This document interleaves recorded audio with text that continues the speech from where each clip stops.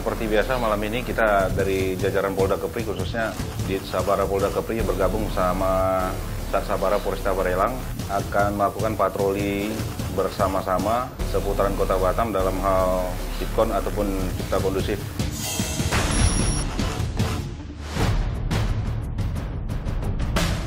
Kemudian kita jalan terus hingga di bawah tower. Saya mengutus satu unit patroli saya untuk di atas mengecek lokasi, yang mana lokasi tersebut biasa dijadikan tempat ajang-ajang anak-anak muda untuk pacaran hingga larut malam ataupun minum-minuman keras. Silakan Solo Bandung, di situ kita kirim 3 unit ke Tegal Kopongwati. Terima kasih, Bu. 823. Baik. 1, 2, 3, 4. Silakan naik ke atas. Di atas tadi saya kirim satu unit dari rekanan kita untuk cek. Biasa di depan itu ada semacam gelanggang tempat anak-anak muda sering minum minuman keras, ngelem. Silakan, tadi kan saya suruh cek, mungkin mereka dari sana tadi memanggil saya, ada 1 unit motor dan 2 orang lagi ada di tempat gelanggang. Mungkin sedang dilakukan pengecekan. Kalau hasil kita belum tahu, cuman kita Solo Bandung dulu di sini. Ternyata sampai di lokasi mereka ketemu 1 unit sepeda motor untuk pengendara dan yang dibonceng mereka berpacaran. Pemeriksaan sebentar. Saya rasa tidak pada tempatnya karena selain gelap, sepi, banyak ditumbuh-tumbuhi pohon-pohon besar. Yang kita takutkan nanti mereka ini terjadi tindakan-tindakan yang merugikan mereka sendiri. Kemanapun dan dimanapun identitas dibawa, minimal KTP. Kalau mengendarai kendaraan bermotor berarti harus membawa SIM, menggunakan kelengkapan bermotor. Jadi kita himbau Bapak jangan biasanya membawa pasangannya di tempat gelap seperti ini. Mengingat ini juga sudah jam malam, lebih baik saudaranya nggak usah. Ya Pak ya, silakan pulang Pak. Kami tidak melarang kalau mereka untuk pacaran, tetapi lokasinya yang pas. Menurut pandangan saya, mungkin bisa di depan rumah, ataupun jalan-jalan ke mall, ataupun di tempat yang agak ramai.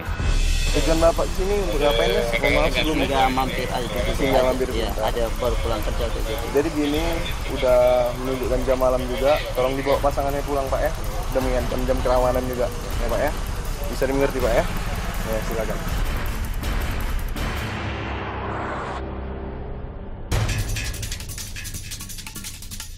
Pada saat kami turun dari tanjakan itu, kira-kira 20-30 meter, saya berpapasan sama satu pengendara yang mungkin menurut feeling saya memang rute tersebut tempat lalunya narkoba, senjata tajam. Saya curiga aja. Lampunya dihidupin. Monitor sekali, sangat monitor. Lampunya dihidupin. Ya kalau nggak ada itu bukan motor namanya. Dihidupin lampunya. Kalau enggak nanti kalian berlawanan nabrak. Ya.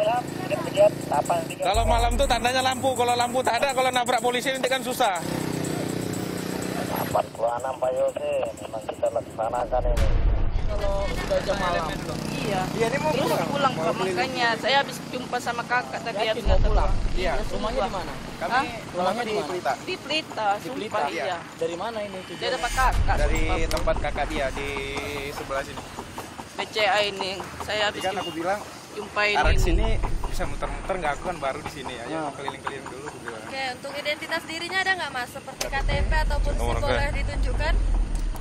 Sebetulnya jalan tersebut sepi, tetapi kok masih ada orang lewat jam segitu. Makanya saya perintahkan untuk adik-adik saya untuk cek semua. Kebetulan kita juga membawa poluan, jadi kita persilakan untuk poluan yang memeriksa wanita tersebut.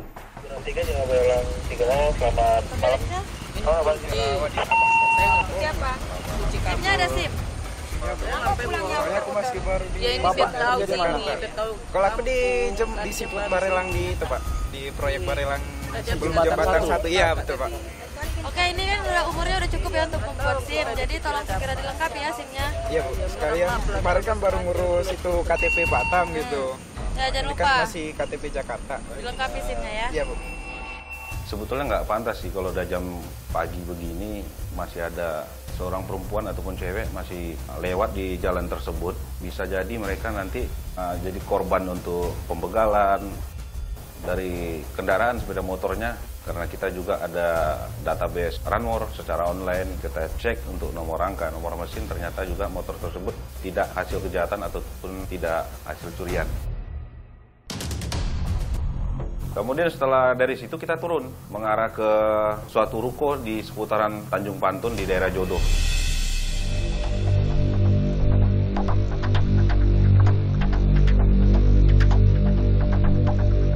Umur berapa? Dua. Masih banyak ya? Berapa banyak minum? Ada minum. Mau aja nggak aja nih? Berapa banyak minum? Siapa yang minum di antara kalian? Dan di situ ada 2 botol minuman, yang satu sudah dibuang. Nah, yang satu ini tanggung minumannya, tetapi dalam keadaan terbuka. Nah, mereka ini bertiga, kalau kita tanya, mereka tidak minum. Sementara botol minuman itu terbuka di bawah kakinya. Minuman tidak tahu siapa yang punya. Kalian duduk situ bertiga, minuman di situ. Cutter juga sama, nggak ada yang punya. Jadi ngapain kalian bertiga di tempat gelap-gelap itu? Ngapain coba? Ya nggak mungkin kalian di situ cuma duduk-duduk aja. Di gelap-gelap, nggak bisa dilihat orang. Terus minuman ini dalam keadaan terbuka, ada cutter lagi di bawah kalian. Yang notabene sebetulnya cutter itu, ada anggota satu yang melihat, mereka melempar. Setelah diinterogasi sama anggota, ditanya, dari mereka, 1 orang pun tidak ada yang mengaku minum, dan 1 orang pun tidak ada yang mengaku bahwasanya mereka yang punya cutter. Itu apa cutter? Pencuri helm.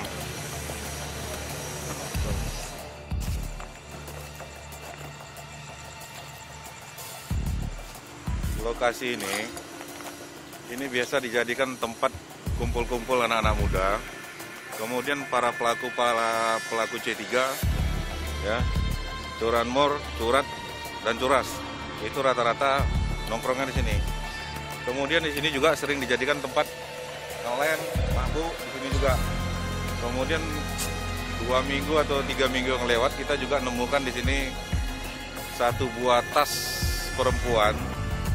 Masih ada STNK-nya, masih ada bukunya, kemudian dompet itu kosong. Di dalam tas itu ada dompet, cuman kosong. Kita tanya asalnya. Nah, dari lokasi sana ke TKP tersebut, itu kalau kita naik motor kecepatan 80, kurang lebih 45 hingga 1 jam. Kamu tinggal mana? Di Batu Haji. Berapa menit? Hah? Kurang lebih 1 jam. Berapa menit? Kurang lebih 1 jam. 1 jam. Berarti jauh kan? Batu Haji di sini 1 jam kan? Jauh berarti kan? Kamu tinggal mana? Sama, kamu? Begitu jauhnya Batu Haji itu. Begitu jauhnya mereka sampai ke sini hanya untuk minum minuman keras tersebut. Nah, kita sanksi tujuannya apa mereka jauh-jauh 1 jam perjalanan ke sini hanya untuk minum minuman keras tersebut. Begitu jauhnya Batu Haji itu. Ngapain kamu di sini tempat gelap-gelap ini? Tidak berbuat apa-apa kamu bilang. Coba bayangkan dari Batu Haji ke sini, tidak berbuat apa-apa. Duduk di gelap-gelap situ. Ada minuman ini semua nih. Cutter ini. Di bawah kaki kalian. Tidak ada yang mengakui. Kemudian kita berpindah ke sepeda motor mereka. Kita curiga aja dengan sepeda motor mereka. Mereka ini kan sama-sama dari lokasi yang jauh. Kemudian motornya sama-sama tiga-tiganya. Saya berpikiran mungkin mereka ini dari tim yang sama ataupun geng yang sama. Ini suratnya mana? Ada? Kuncinya. Itu kuncimu. Kunci pula kamu cari kuncimu nempel situ. Tak ingat kamu lagi apa-apa.